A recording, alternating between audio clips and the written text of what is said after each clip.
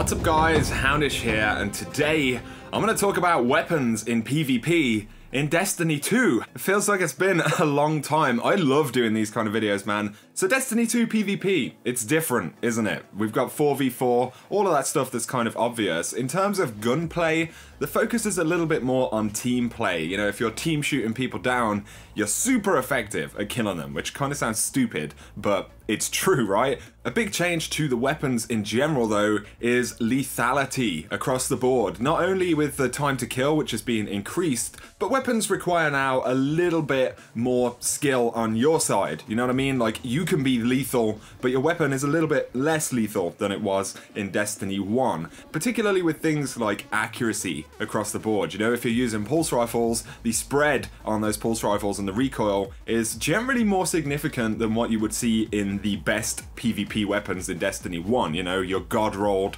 Soros PDX-45, for example. At this point, we don't know for sure whether this stuff is going to change a little bit, whether we'll be able to get weapons down the road, but I would guess, personally, that this is kind of the direction the game is going in. You know, we've seen some of the exotics, the weapons we're using are legendary weapons, so it's safe to say at the moment that these are representative of how weapons will perform in general in Destiny 2. With that said, I want to talk about some of the weapons I've been using and enjoying, and some of what kind of stands out to me at this point in the game. Obviously, things are going to change. The beta build is already weeks old according to Bungie, so stuff will have been tuned up since the build we're playing right now. But if we start with the primaries, be them kinetic or energy, there are a few standout options. On the whole, I would say that most weapons feel more viable right now in contrast to Destiny 1, but it is early days and we are already seeing the meta start to take shape. So pulse rifles then. They're still pretty good in Destiny 2, and both of the offerings in the beta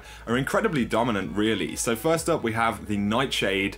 It doesn't need much of an introduction since you've probably seen it a ton already. This pulse rifle is so popular because it's generally reliable and also incredibly consistent as far as weapons go in Destiny 2. Pulse rifles still maintain that flexibility from Destiny 1, they're medium range powerhouses, but also stand up relatively well in close and long ranges. But with Nightshade in particular, you have the option of Tactical Mag, which grants multiple improvements to stability, reloads, and magazine size, which is a fantastic option, but you also have armor-piercing rounds, which actually make a little bit more sense in Destiny 2 because the rounds do extra damage to shields and over-penetrate targets while granting a boost to range. And I've been going with armor-piercing rounds the most because the damage feels good, and I think the range boost helps a little bit with consistency across the board. You do have Kill Clip, which behaves like reactive reload, so it can do some work against multiple targets. Of course, in Destiny 2, it takes a little bit of adaptation in PvP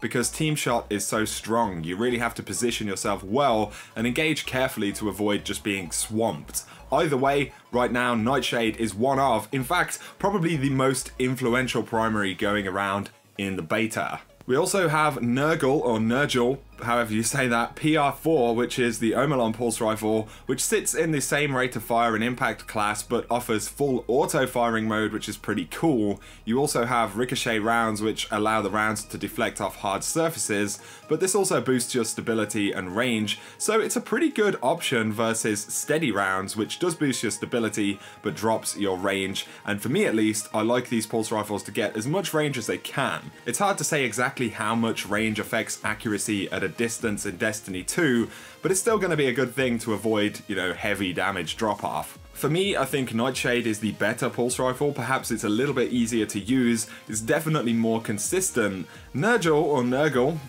however, is another monstrous weapon in the beta, which a lot of good players have gravitated towards. It's definitely something you should try out if you have one in your inventory. Moving on to the auto rifles, so far they feel pretty good, and I'd say that in part that's because of the time to kill drop across the board for other weapons. It's just kind of opened a space for auto rifles to do a little bit better. Scathelock is doing really nicely at the moment if you're in medium or close range. It feels like it kind of shreds actually, but again, again, that's down to the time to kill changes, and without pulse rifles, you know, regularly 3-bursting everything, Scathelock feels pretty good to use right now. In comparison to the Deathstalker, which is the only other legendary AR, Scathelock has a higher impact and range by a decent chunk, but it also dominates in the handling department. Scathelock basically has persistence as well, so you'll find that recoil and stability tames over time in a gunfight, and it can really help out, but the big one, for me at least, is high caliber rounds. In Destiny 1,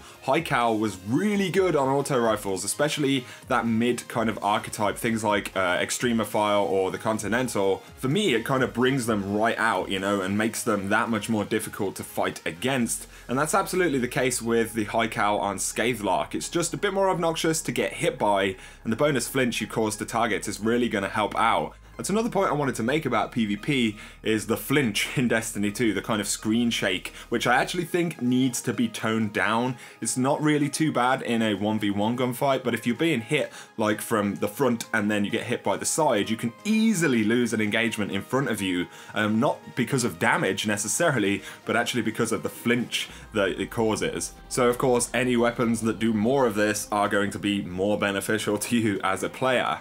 I have had some fun with Sweet Business in PvP as well. This thing can absolutely destroy, but it depends heavily on having its rate of fire ramp up in advance, you know? If you go straight into gunfights at the base rate of fire, you're at a pretty monstrous disadvantage, but if you can get that pre-fire going and hit targets with, you know, the higher end or the full max rate of fire, then you're gonna do some serious damage. However, in a competitive context, I can't see this thing ever really being too great. While it is capable and fun to use, its exotic bonuses are kind of its disadvantage. Nonetheless though, definitely a weapon to play around with. And then of course we have the SMGs. There's been some mixed opinions about the new weapon type. I feel like most people are pretty underwhelmed by them, and I completely get that, but they are actually pretty strong. The biggest issue for them is the recoil. All of them recoil like crazy and they kind of sway to the side, and this does make them feel somewhat unappealing. But if you can control the recoil, you'll start to see how destructive these things are up close. I mean, they just absolutely shred. My favorite so far has been the Phosphorus MG4 by Omelon.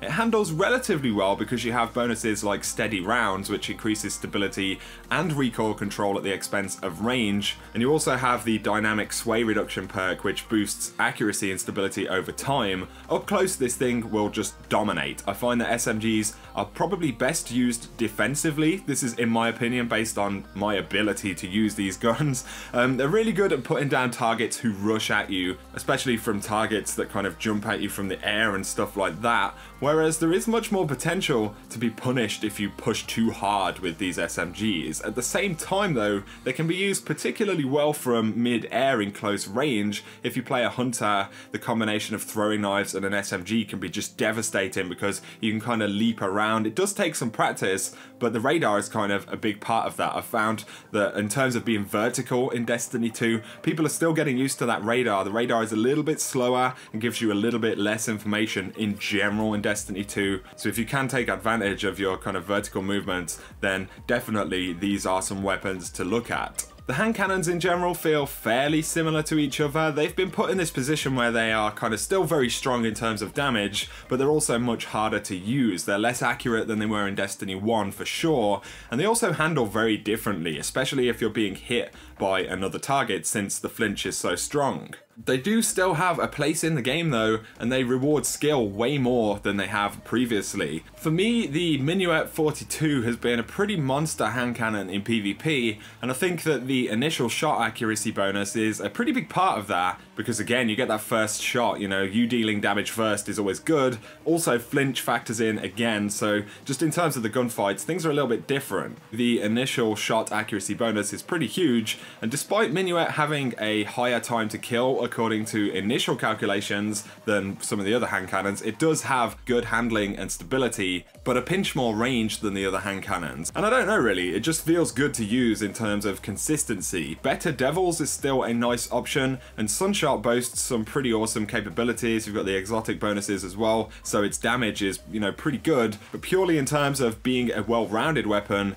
Minuet takes it for me as far as I'm concerned. There is the Suros GJS hand cannon, I think it is. I actually haven't picked one up. I've played quite a lot, but I haven't got one of those just yet. I'm not sure if maybe it spawns in on the Hunter. I haven't played too much Hunter, to be honest. But either way, I would say that we've generally touched on hand cannons and kind of where they're at in the game right now. Still really fun to use, and when you get those hand cannon kills, they still feel really good. So I should probably talk about power weapons, and this is kind of a weird one. I don't feel like I have a ton of experience with, all of the power weapons right now, but there is one clear dominant winner. So, main ingredient, the fusion rifle. This thing destroys in PvP, and it's pretty much that simple. In fact, I'd go as far as to say that it's about as good as fusion rifles have ever been in Destiny, full stop. With main ingredient, the projectiles have so much kind of magnetism to the target, it's almost like tracking. Like, in comparison to fusion rifles I've used, it's just insane how accurate this thing feels. It's got the longer end of the kind of medium charge time if you're running enhanced battery, which in my opinion you should, because it bumps up your magazine size, whereas the other bonus, liquid cold, increases impact at the expense of charge rate, which, I mean, sure, it's a viable option, but this thing just doesn't really need it in PvP at least. But in PvP, with the lower time to kill primaries, you're gonna get some pretty cool moments using this thing, because it's so hard to combat with primary weapons, assuming you're using it somewhat well. You'll also get some great multi-kill opportunities because players bunch up so much more to team fire, and that's something that this weapon can really stand up against. I actually need to spend some more time with this weapon because you get so many moments like this. These two guys jump straight in front of me and it's just bazam, done. So I don't know whether projectiles are actually kind of traveling through a target now, which they didn't before. A projectile from a fusion rifle would dissipate when it hit a target. Either way, this thing right now is just kind of absurd. Otherwise though, the retro futurist shotgun feels pretty nice. It's the only shotgun example we've really got. It's not stupid kinds of powerful, but in its optimum range, it's pretty devastating. You got a good magazine size as well. I'm not a big sniper, but the copperhead sniper feels okay as well. The biggest drawback is the flinch that you take from primaries, which feels a little bit more intense than in Destiny 1. But all around, the former special weapons, the fusion, shotgun, sniper, they have great magazine sizes. If you're playing well with them, you can get yourself a bunch of kills. The heavy weapon equivalents though are kind of lackluster. So the grenade launcher is way too inconsistent, which makes sense because the projectiles are really unpredictable, they kind of bounce around, but the damage radius is just bad on these things, and it's the same for PvE. And then you have the launcher, which does okay in PvP, but it just has one rocket in the tube. So in the Crucible, you're really either looking at getting a couple of kills on a zone if you're lucky, or otherwise just one kill, which you could well trade depending on where you are because of the velocity of the weapon. So in my opinion, you may as well be using the fusion, shotgun, or the sniper that we just spoke about. I do think those heavy variety of weapons need a little bit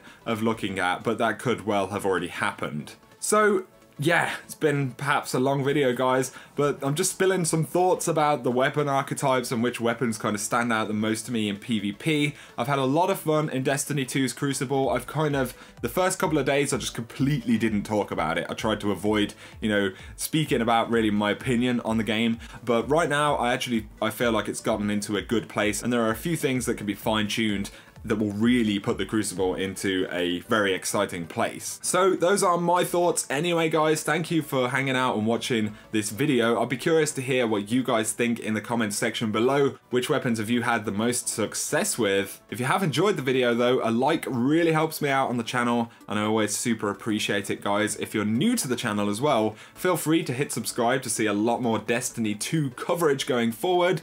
For now though, I appreciate you watching, and I hope you have an awesome day.